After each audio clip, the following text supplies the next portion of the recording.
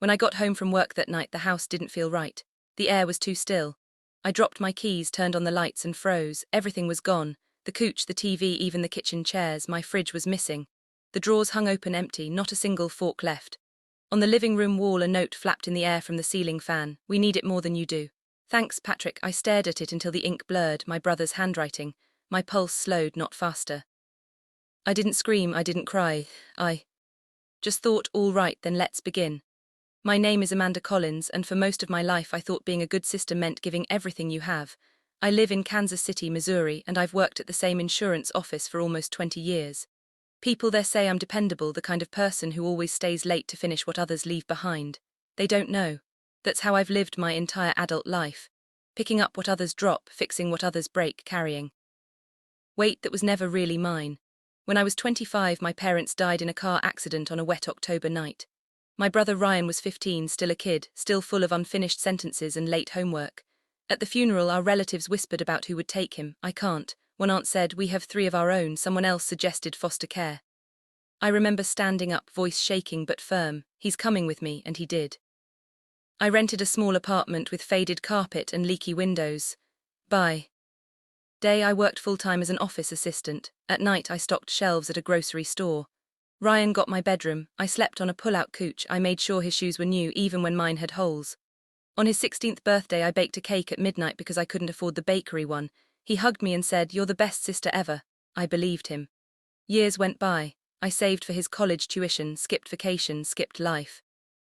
I still remember the day I drove him to campus.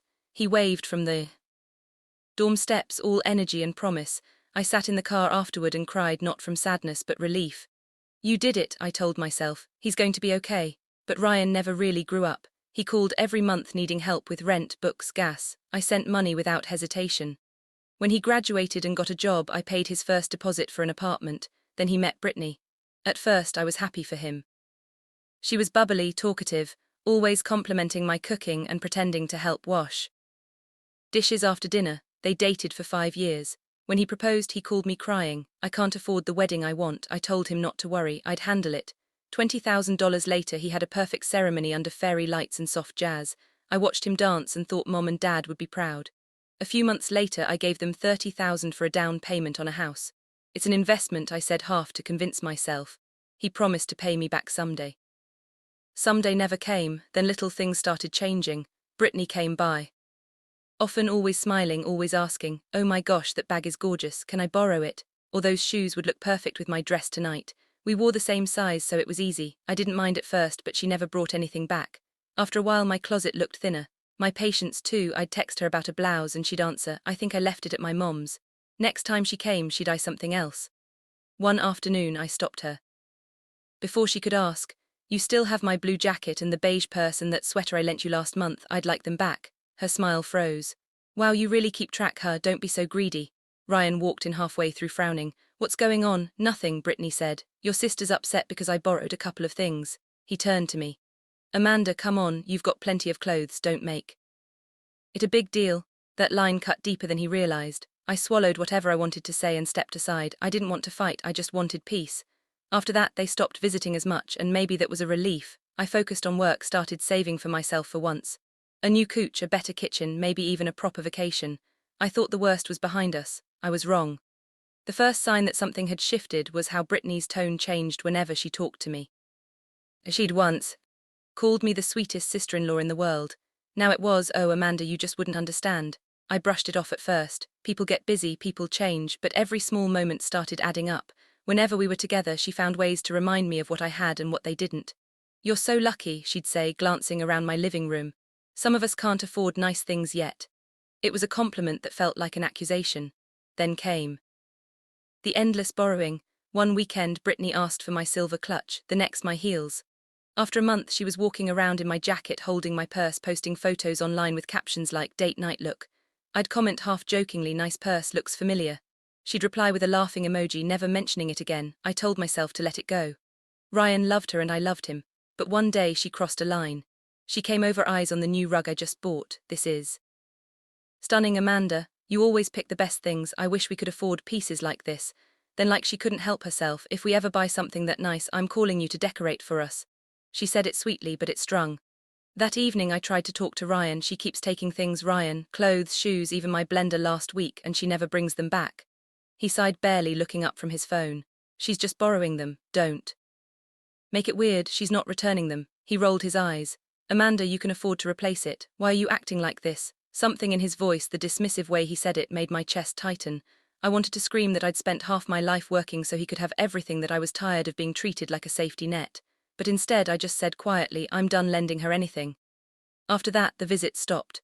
Weeks went by without a text or call.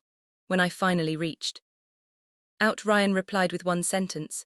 We're fine, just busy, right. I poured myself into work. By summer I'd saved enough to finally renovate my house. The first real investment I'd ever made for myself. I ordered new furniture, new appliances, everything coordinated and bright. The house smelled of fresh paint and wood polish.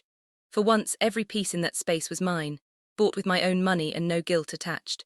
When the renovation finished, I called Ryan to offer him my old furniture. Hey, most of it's still in great condition. You and Brittany could use it for the new place. There was silence.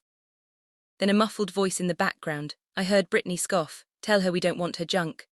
Ryan came back on. Sorry, Amanda, we've got other plans. I smiled into the phone. Of course, no problem.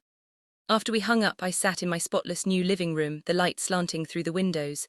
I should have felt proud, but instead there was a strange ache in my chest. For years I'd been the person who gave, who carried, who made sure everyone else was okay. Now, with no one left to take care of, I wasn't sure who I was. Still, I told myself, you've done enough, you've earned this peace. I had no idea that within a week that peace would be stolen too. It happened on a Thursday. I remember because I'd worked late finishing reports and stopped for takeout on the way home.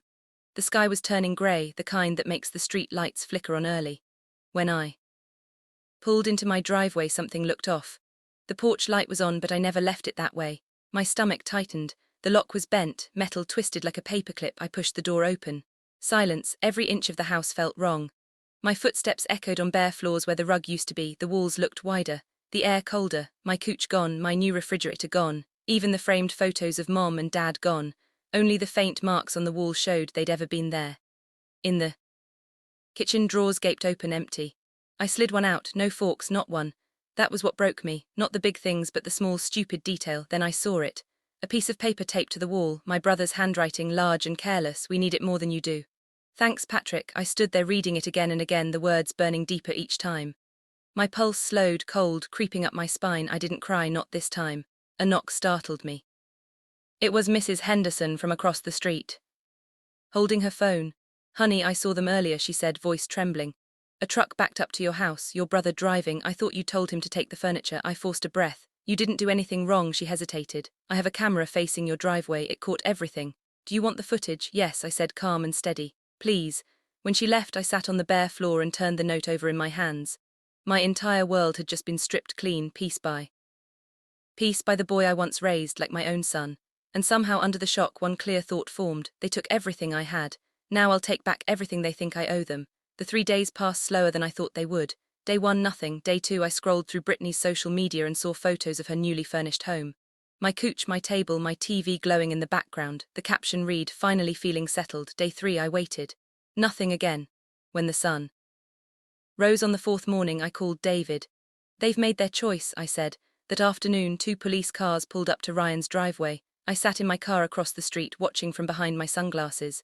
Brittany rushed out in her robe, shouting, you can't do this, this is family. Ryan looked stunned, like he hadn't believed I'd actually go through with it.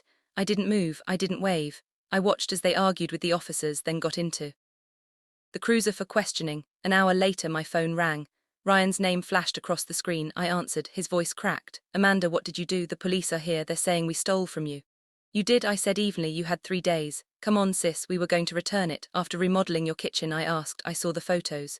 Ryan, he fell silent. Then Brittany's voice came through, shrill and angry. You think this makes you the victim? You have money, we don't, we just needed help. You broke into my house, I said. That's not help, don't be dramatic, she snapped. We borrowed, you'll get everything back.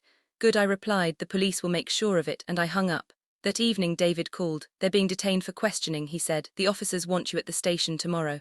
When I arrived, the air smelled of coffee and metal. Ryan and Brittany sat at a small table, both pale, eyes red. The officer looked from them to me. They're asking if you'll consider dropping the charges, he said. Ryan stood up. Please, Amanda, we made a mistake. We'll bring it all back today. I looked at him.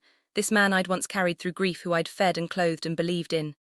No, I said quietly, you didn't make a mistake, you made a choice. Brittany started crying. You're ruining our lives, you did that yourselves, I said, voice steady.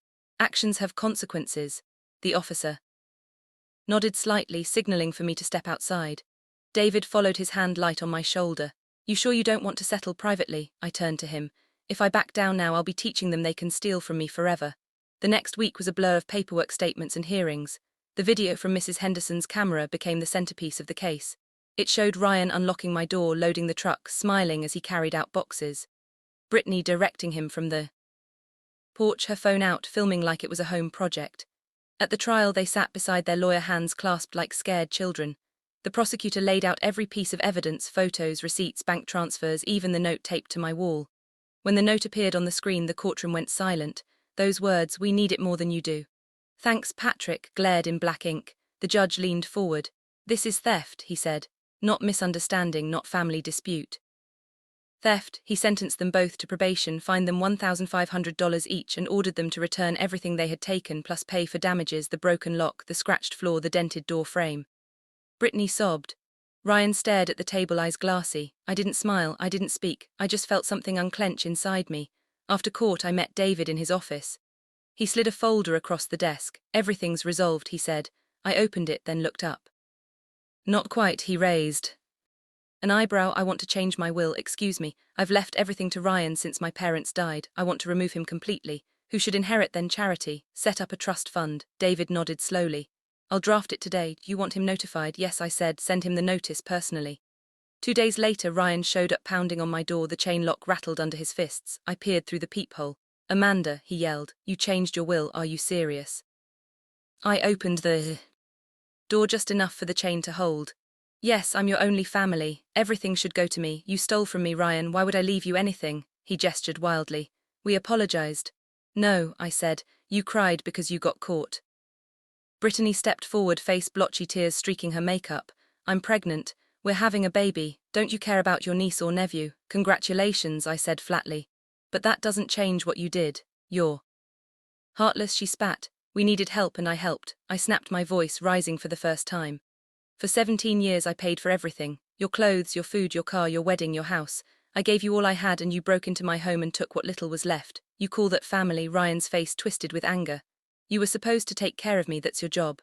"My job ended when you turned 18, I said, voice shaking. "Everything after that was love. And you used it like a credit card with no limit." He glared, breathing hard. "Change it back." I stepped closer, the chain still between us.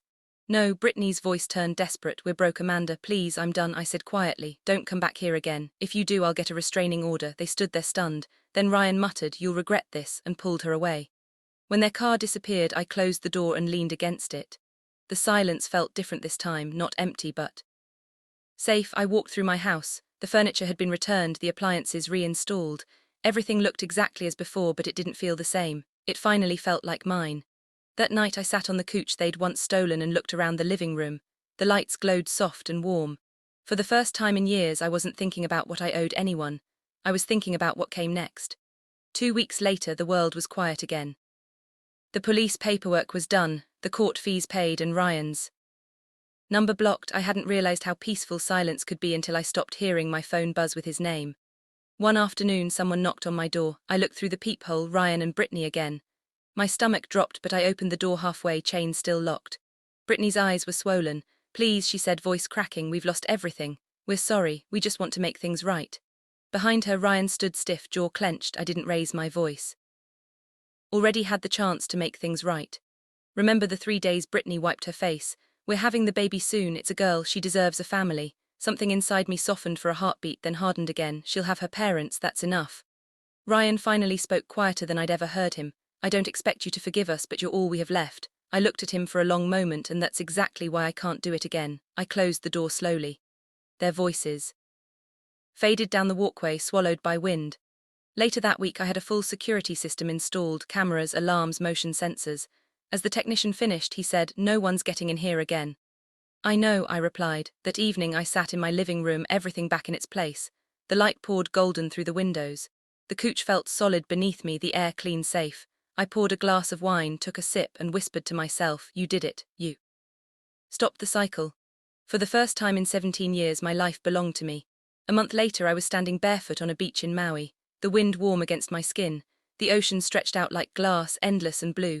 I hadn't taken a real vacation since my parents died. Now I finally had nothing holding me back. I watched the waves slide over the sand and thought about that empty house, the broken lock, the note taped to my wall. For years, I'd mistaken sacrifice for love, guilt for loyalty. It took lowering everything to understand that family isn't blood, it's respect. I smiled, letting the salt air sting my eyes. For the first time, it didn't hurt, it felt like freedom. As the sun dipped below the horizon, I whispered, 3 days, that's all it took to see the truth. Then I turned away from the water and walked toward the lights of the resort, leaving every trace of them behind. If you've ever had to choose yourself over family, tell me your story in the comments. And if you believe peace is worth fighting for, hit subscribe.